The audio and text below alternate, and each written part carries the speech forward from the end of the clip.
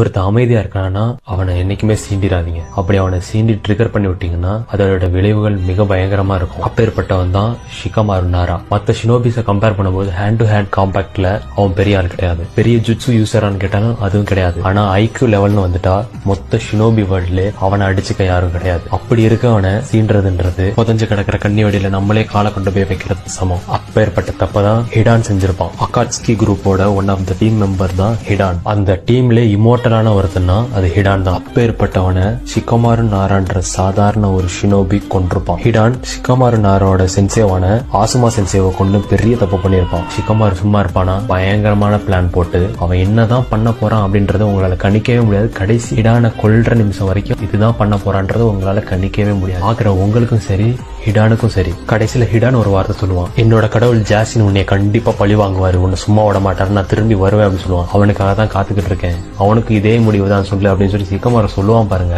அக்காளி தரமான கூஸ்பம்ஸ். அனிமியை பொறுத்த வரைக்கும் தெரியாது, ஆனா நருட்டோவை பொறுத்த வரைக்கும் ஷிகமாரோட ரிவெஞ்ச் தான் தி பெஸ்ட்னு சொல்லுவேன்.